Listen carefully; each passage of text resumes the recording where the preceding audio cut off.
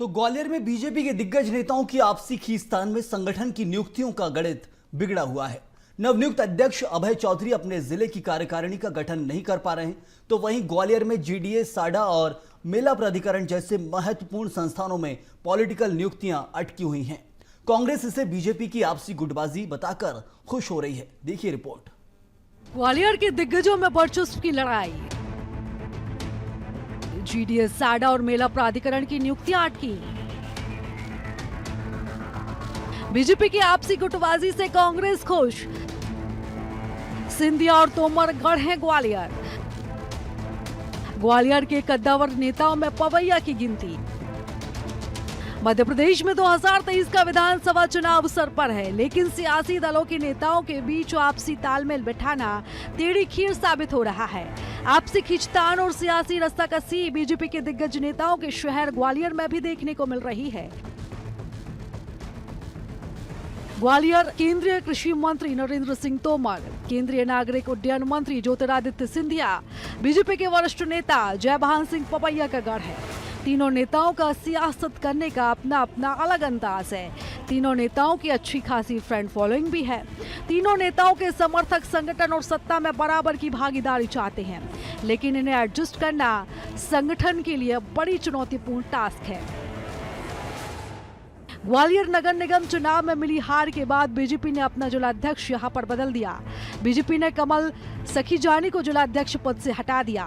उनकी जगह पुराने अनुभवी अभय चौधरी को जिलाध्यक्ष बनाया गया, लेकिन अभय चौधरी के अध्यक्ष बने हुए कई महीने बीत चुके, लेकिन फिर भी वे अपनी जिले की कार्यकारिणी गठित नहीं कर पाए। मामला संगठन नियुक्ति तक ही सीमित नहीं रहा, बल्कि ग्वालियर में जीडीए यानी ग्वालियर विकास प्राधिकरण, साडा यानी स्पेशल एरिया डेवलपमेंट अथॉरिटी और ग्वालियर मेला प्राधिकरण के अध्यक्ष समेत अन्य नियुक्तियां अब तक अटकी हुई हैं। यहां पर संगठन को जमकर माथापच्ची करनी पड़ रही है। कयास लगाए जा रहे थे कि चुनाव से पहले सरकार और संगठन इन खाली पड़ी पॉलिटिकल पदों पर नियुक्ति कर सकता है, लेकिन अभी तक ऐसा नहीं हुआ। नगरीय निकाय चुनाव में मिली करारी हार के बाद बीजेपी के संगठन के गुस्से के शिकार हुए तत्कालीन जिलाध्यक्ष कमल सखीजानी ये दावा कर रहे हैं कि उन्होंने अपने कार्यकाल में जो कार्यकारिणी बनाई थी उसका लाभ वर्तमान जिलाध्यक्ष अभय चौधरी को मिल रहा है, इसलिए कार्यकारिणी का गठन करना जरूरी नहीं है। देखिए, जहाँ तक जिला कार्यकारिणी की बात है, तो जब अध्यक्ष बदला गया था तब जो कार्यकारिणी बनी थी उनको मात्र 6 माह ही हुए थे और वो सभी कार्यकर्ता अच्छे कार्यकर्ता हैं और अच्छा काम कर रहे थे। तो मुझे लगता है कि कार्यकारिणी में बहुत आमूलचूल परिवर्तन की गुंजाइश नहीं है। हो सकता है इसलिए कार्यकारिणी नहीं घोषित हो पा रही है और 3-4 पद खाली, 5 पद खाली हैं उसमें, शायद वो भरना चाहें। यदि आमूलचूल परिवर्तन करना चाहते हैं, पूरी कार्यकारिणी बदलना चाहते हैं, तो ये एक बड़ा टीडियस जॉब है। इसलिए कि सारे कार्यकर्ताओं, सारे नेताओं से बात करना, जातिगत संतुलन बनाना, क्षेत्रीय संतुलन बनाना, सभी को संतुष्ट करना। चुनाव सामने बड़ा मुश्किल काम है। ये जितना आसान दिखता है दूर से कार्यकारिणी बनाना, उतना मुश्किल काम होता है। तो मुझे लगता है कि जो कार्यकारिणी बनी है उसी से काम लेते रहें, तो मेरे ख्याल से चुनाव के सामने आने से वो लोग पहले से काम कर रहे हैं। जब नए कार्यकर्ता बनेंगे तो उनको सारी स्थितियां समझने में समय भी लगेगा। ये सारे लोग समझे बूझे हुए हैं और लगातार काम कर रहे हैं, तो मेरे ख्याल से चुनाव में इनसे काम लेने में आसानी होगी। बीजेपी के अंदर खाने चल रही आपसी खींचतान पर कांग्रेस भी नजर बनाए हुए है। कांग्रेस का कहना है कि दिग्गजों के बीच वर्चस्व की जंग जारी है, इसलिए बीजेपी के मूल कार्यकर्ता हाशिए पर है। बीजेपी अपनी अंदरूनी लड़ाई को रोक पाने में नाकाम है। साफ तौर पर कांग्रेस बीजेपी की अंदरूनी लड़ाई में खुद के लिए एक सुनहरा अवसर ढूंढ रही है। देखिए, जहाँ तक भारतीय जनता पार्टी का सवाल है और विशेषकर ग्वालियर चंबल अंचल की बात करेंगे आप, तो यहाँ पे नरेंद्र सिंह तोमर जी, पवैया जी, सिंधिया जी, एक गुट हावी है और साथ ही साथ जो मूल भाजपाई है। ये भारतीय जनता पार्टी हमेशा से आप अनुशासन की बात करती थी, कैडार की बात करती थी, नीति रीति की बात करती थी, संगठन पे ये बहुत ज़्यादा बोला करते थे कि संगठन में इनके सानी कोई नहीं है। आज सिंधिया जी के आने के बाद क्या परिस्थिति हो गई? आपसी संघर्ष चरम सीमा पर है और आज संगठन का निर्णय जब चुनाव जो है सामने खड़ा हुआ है तब नहीं ले पा रहे हैं, तो आप समझ सकते हैं किस प्रकार का आपसी संघर्ष और गतिरोध है। और यही गतिरोध आप देखेंगे कि आगामी जो चुनाव है उसमें निश्चित रूप से भारतीय जनता पार्टी को नुकसान करेगा। चुनाव में अब सिर्फ कुछ ही महीनों का समय शेष रह गया। ऐसे में बीजेपी के भीतर संगठन और सत्ता के बीच आपसी तालमेल बिठा पाना पार्टी के लिए बड़ी चुनौती बन रहा है। अगर इसी तरह की आपसी खींचतान बनी रही तो ये बीजेपी के लिए चुनावों में बड़ी मुसीबत बनेगा। फिलहाल बीजेपी संगठन को ग्वालियर में संगठनात्मक नियुक्तियां और जीडीए, साडा और मेला प्राधिकरण में नियुक्तियां करने में पसीने छूट रहे हैं। चुनाव से पहले पॉलिटिकल और संगठनात्मक नियुक्तियां करना बीजेपी के लिए बड़ी चुनौती है। सवाल तो ये भी खड़े हो रहे हैं कि क्या बिना आपसी तालमेल के बीजेपी ग्वालियर चंबल अंचल के सियासी संग्राम को जीत पाएगी। ग्वालियर से बीएस टीवी के लिए प्रहलाद सेन की रिपोर्ट। तो देखा आपने, किसी क्षेत्र में पक्ष और विपक्ष दोनों मजबूत हों तो ऐसे में विपक्ष यदि पक्ष में आ जाए तो बहुत मजबूती आ जाती है, लेकिन साफ तौर पर आपसी संघर्ष बढ़ जाता है क्योंकि वर्चस्व की लड़ाई रहती है। और यही तस्वीर अभी ग्वालियर की हो रही है। तो आगे बढ़ेंगे, जहां एमपी में इसी साल के अंत में विधानसभा चुनाव होने हैं और जैसे जैसे चुनाव नजदीक आ रहे हैं वैसे वैसे बाबाओं के दरबार में नेताओं की नजदीकियां बढ़ने लगी हैं। अब पूर्व सीएम कमलनाथ के गृह क्षेत्र में बागेश्वर धाम के धीरेन्द्र शास्त्री की कथा होने वाली है, जिसे लेकर प्रदेश में सियासत शुरू हो गई है। देखिए रिपोर्ट।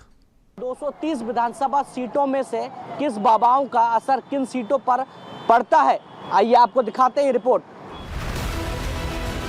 टॉप कथावाचकों का प्रदेश की विधानसभा सीटों पर कितना प्रभाव?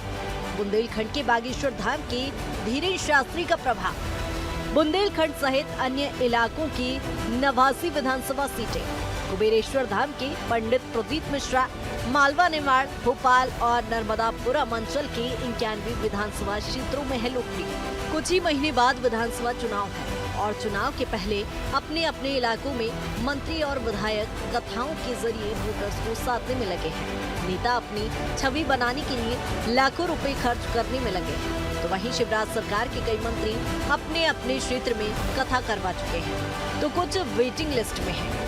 हालांकि कांग्रेस के विधायक भी कथा कराने में पीछे नहीं है। अभी तक 6 महीने में 500 से ज्यादा धार्मिक आयोजन हो चुके हैं।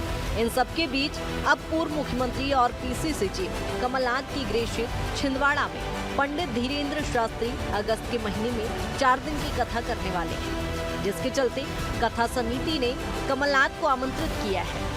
हालांकि कांग्रेस का कहना है कि भगवान पर किसी पार्टी का कॉपीराइट नहीं है, सभी को धार्मिक आयोजन कराने की स्वतंत्रता है।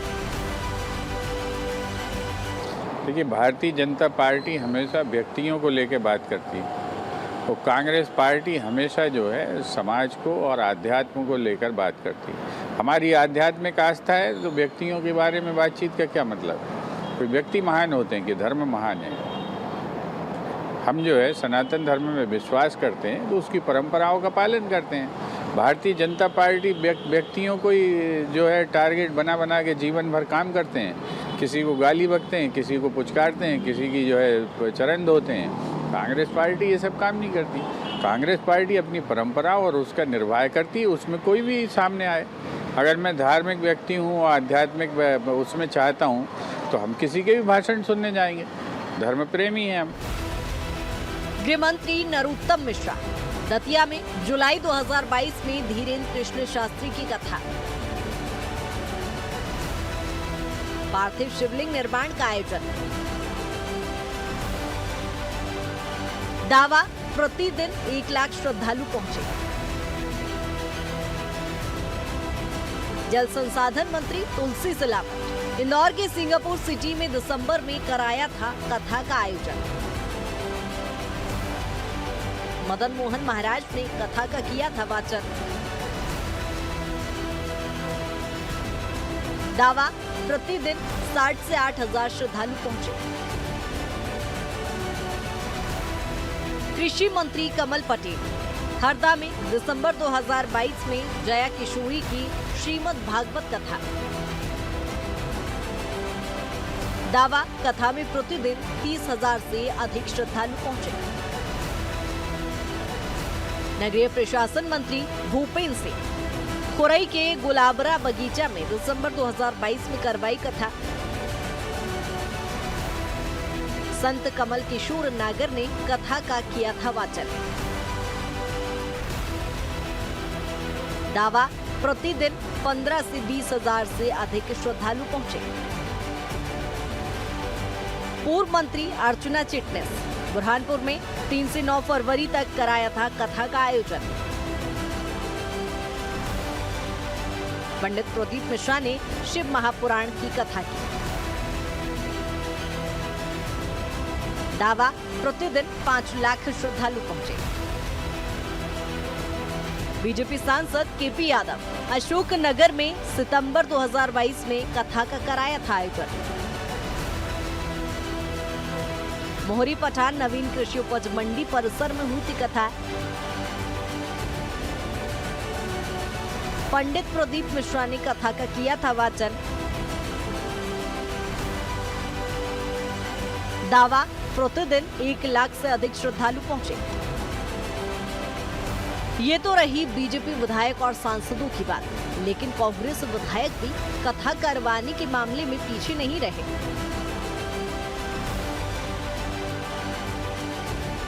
पूर्व सीएम कमलनाथ के गृह क्षेत्र छिंदवाड़ा में कथा 4 से 7 अगस्त के बीच होगी कथा। बागेश्वर धाम के पंडित धीरेन्द्र कृष्ण शास्त्री करेंगे कथा का वाचन। सितंबर में पंडित प्रदीप मिश्रा भी छिंदवाड़ा में करेंगे शिव पुराण। पूर्व मंत्री तरुण भनोट जबलपुर के पश्चिम विधानसभा में नवंबर 2022 में करवाई थी कथा। जया किशोरी ने राम कथा का किया था वाचन। कथा में प्रतिदिन 1 लाख श्रद्धालुओं के पहुंचने का दावा। पूर्व मंत्री जीतू पटवारी राव में जुलाई 2022 में पंडित प्रदीप मिश्रा ने की थी कथा। कथा में रामायण की 1 लाख प्रति बांटी गई। प्रतिदिन 80,000 श्रद्धालु पहुंचने का दावा। विधायक संजय शुक्ला इंदौर के दलाल बाग किला मैदान में नवंबर 2022 में करवाई थी कथा। पंडित प्रदीप मिश्रा ने कथा का किया था वाचन। प्रतिदिन 1.5 से 2 लाख श्रद्धालु पहुंचने का दावा। विधायक शशांक भार्गव विदिशा के रामलीला मैदान परिसर में नवंबर 2022 में करवाई थी कथा। दीदी ऋचा गोस्वामी ने कथा का किया था वाचन। प्रतिदिन 10,000 से अधिक श्रद्धालुओं के पहुंचने का दावा। विधानसभा चुनाव से पहले इनमें से अधिकांश कथाएं नेताओं की ओर से आयोजित कराई जा रही हैं। इसमें 3 कथावाचकों बागेश्वर धाम के धीरेन्द्र कृष्ण शास्त्री, कुबेरेश्वर धाम के पंडित प्रदीप मिश्रा और पंडूखर सरकार गुरु शरण शर्मा का प्रदेश की 230 में से 153 विधानसभा सीटों पर ज्यादा प्रभाव है। वहीं चुनाव को देखते हुए मंत्री और विधायक कथावाचक के संपर्क में बने हुए हैं। हालांकि कमलनाथ के गृह क्षेत्र में हो रही कथा वाचन से प्रदेश की सियासत में आरोप प्रत्यारोप का दौर तेज हो गया है। हालांकि बीजेपी का कहना है कि कांग्रेस हमेशा से ही कथावाचकों का विरोध करती रही है। अब चुनाव के कारण कमलनाथ छिंदवाड़ा में कथा क्यों करा रहे हैं? पहले कांग्रेस के नेता विरोध करते हैं, फिर वोटों के लिए कथा कराते हैं। देखिए, भारतीय जनता पार्टी सबका साथ, सबका विकास, सबका विश्वास, सबके प्रयास के इस नारे के साथ आगे बढ़ रही है। निश्चित रूप से सभी का सम्मान, तुष्टीकरण किसी का नहीं। और इस समय ये हम सब के लिए गर्व की बात है, हम सब के लिए गर्व का विषय है कि जब माननीय अमित शाह जी भारत के एक तेजस्वी गृह मंत्री, गृह और सहकारिता मंत्री जब मध्य प्रदेश आए तो निश्चित रूप से वो जाना पाव अगर गए हैं तो ये हम सब के लिए प्रसन्नता की बात है कि ऐसे धार्मिक स्थलों पर, और हम सब जब भी जाते हैं तो कहीं ना कहीं ऐसे स्थानों पर जाते हैं, हमको ऊर्जा मिलती है। और इसके कारण मुझे लगता है कि हमारे विपक्षी को लगता है, जो विरोधियों को लगता है, लेकिन हम सब एक बड़े उद्देश्य के लिए जब काम करते हैं तो सबको साथ में लेकर के काम करने का उद्देश्य भारतीय जनता पार्टी का रहता है। हम विश्वास जीत चुके हैं, निश्चित रूप से जनता का भरोसा हम पर है कि भारतीय जनता पार्टी की सरकार होगी, चाहे प्रदेश में हो चाहे केंद्र में हो। सरकार रहते जितने विकास के काम हो सकते हैं, जितने गरीब कल्याण के काम हो सकते हैं, वो किसी और सरकार के रहते नहीं हो सकते, क्योंकि बरसों बरस कांग्रेस की सरकार देश में रही है, राज्यों में रही है। जनता के लिए धर्म का प्रचार करने वाले बाबा अब सियासी बाबा बन गए हैं। सियासी दल भी इन बाबाओं को इस चुनावी मौसम में बुलाने की कोशिश कर रहे हैं। कौन से बाबा इन पार्टियों के लिए कितने काम आएंगे और ये बाबा किसकी नैया पार लगाएंगे, ये जनता जनार्दन को ही तय करना है। जनता के लिए धर्म का प्रचार करने वाले बाबा अब सियासी बाबा बन गए हैं। अब देखना होगा कि सियासी बाबा का आशीर्वाद किस राजनीतिक पार्टी को मिलता है। कैमरामैन अफजल के साथ विवेक राणा, BSTV, भोपाल। ब्रेक के बाद स्वागत है आप सभी का। आप देख रहे हैं हमारा खास कार्यक्रम 23 का तिलिस्म। मध्य प्रदेश के इस साल के अंत में विधानसभा चुनाव होना है। इसी के मद्देनजर सत्तारूढ़ दल बीजेपी ने राज्य में विजय संकल्प यात्रा निकालने का संकल्प लिया है। यात्राएं सितंबर में निकाले जाने की संभावना है। देखिए इस रिपोर्ट में आप। चुनाव से पहले बीजेपी की विजय संकल्प यात्रा। शाह की क्लास से निकला विजय संकल्प का मंत्र। ग्वालियर, चंबल, विंध्य समेत कई क्षेत्रों को कवर करेगी यात्रा। विधानसभा चुनाव नजदीक आते ही प्रदेश की दोनों ही प्रमुख पार्टी बीजेपी और कांग्रेस में हलचल बढ़ने लगी है। दिग्गजों के दौरे हो या फिर जनसंवाद, दोनों को ही बढ़ाने के लिए पार्टियां एड़ी चोटी का जोर लगा रही हैं। बीजेपी के चाणक्य माने जाने वाले केंद्रीय गृह मंत्री अमित शाह के हाथ में मध्य प्रदेश की कमान है। शाह कई बार प्रदेश संगठन के नेताओं की क्लास ले चुके हैं। शाह ने मिशन 2023 के लिए विजय के संकल्प यानी विजय संकल्प यात्रा निकालने का रोड मैप तैयार किया है। नहीं, मध्य प्रदेश में तो हमारा लक्ष्य 51% वोट शेयर के साथ 200 सीट जीतने का लक्ष्य है। वो उस विजय संकल्प अभियान का शुभारंभ होगा। निश्चित तौर पे हर हाल में मध्य प्रदेश में भाजपा की सरकार भारी बहुमत से बनेगी, तो संकल्प का शंखनाद है और उसके लिए कार्यकर्ता मैदान में उतर चुका है। हमारे सारे नेता, हमारा केंद्रीय नेतृत्व लगातार उसकी रणनीति पर काम कर रहा है और वो संकल्प अभियान हमारा प्रारंभ हो चुका है और विजय श्री मिलेगी। मध्य प्रदेश में ऐतिहासिक बहुमत के साथ वापस भाजपा की सरकार बनेगी। मुख्य विपक्षी दल कांग्रेस ने बीजेपी के इस कवायद को अर्थहीन बताया है। कांग्रेस का कहना है कि केवल यात्राओं से चुनाव नहीं जीते जाते। 18 साल में बीजेपी ने जनता के साथ केवल घोषणाओं और नारियल फोड़ने का खेल खेला है। कांग्रेस ने ये भी कहा कि बीजेपी में जो देवतुल्य कार्यकर्ता था वो भी अब विमुख हो गया है। विकास पर्व में विधायक ही नदारत नजर आ रहे हैं और हाईकमान का प्रदेश के नेताओं पर विश्वास खत्म हो चुका है। इसीलिए मध्य प्रदेश की कमान 4 केंद्रीय मंत्रियों के हाथ में थमा दी गई। देखिए, भारतीय जनता पार्टी बहुत ज़्यादा मुगालता न पाले। माननीय मुख्यमंत्री शिवराज सिंह चौहान को मध्य प्रदेश की जनता नकार चुकी है। इनका देवतुल्य कार्यकर्ता इन्हें नकार चुका। पहले इन्होंने कहा हमारा बूथ सबसे मजबूत, उस पर कार्यकर्ता नहीं पहुंचा। इन्होंने विकास यात्रा निकाली, 160 विधानसभाओं में इनकी विकास यात्रा को उनके विधायकों को खदेड़ दिया है। इनके खुद के चेहरे को नेतृत्व पसंद नहीं कर रहा है। इनके नेतृत्व में चुनाव जरूर हो रहे हैं पर इन पर एक अंकुश लगा दिया गया। नरेंद्र सिंह तोमर जी और अमित शाह जी के 4 दौरे हो चुके हैं एक सप्ताह के अंदर 4 दौरे, और ये 4 दौरे होने का मतलब ये है, और सर्वे की बात भी वो कर रही है कि उनको अब निश्चित रूप से कुछ ऐसा ऑपरेशन करना है ताकि टिकट भी काटने पड़े तो ये कह दें भाई सर्वे में नाम नहीं था, मैं क्या जानूँ, अमित शाह जी ने ऐसा कर दिया है। कुल मिला के भारतीय जनता पार्टी बहुत बुरी हालत में है। ये इनकी प्रत्याशी जीत कर इतने आ जाएं कि एक मिनी बस में बैठ के विधानसभा तक पहुँच जाए तो बड़ी बात होगी। सरकार तो कांग्रेस की बनेगी, कमलनाथ जी ही शपथ लेंगे। शाह की क्लास के बाद अब विजय संकल्प के लिए बीजेपी मैदान में उतरने के लिए तैयार है। विजय संकल्प के लिए बीजेपी के तमाम दिग्गज चेहरे जनता के बीच जनता का आशीर्वाद मांगेंगे। हालांकि कांग्रेस इस समय पूरे आत्मविश्वास से लबरेज नजर आ रही है, तो अब देखना यही होगा कि लोकतंत्र के सबसे बड़े त्योहार में जनता जनार्दन विजय संकल्प पर मुहर लगाती है या फिर गारंटियों पर। यही तो इस लोकतंत्र की खूबसूरती है। BSTV के लिए प्रखर जैन की रिपोर्ट। तो विजय संकल्प अभियान के जरिए बीजेपी 2023 में वापस आने की कोशिश कर रही है, तो उससे अब कांग्रेस विजय संकल्प अभियान को ही घेरने की कोशिश कर रही है। 23 के तिलिस्म में आज इतना ही, लेकिन BSTV में खबरें लगातार जारी हैं। आप बने रहिए BSTV के साथ।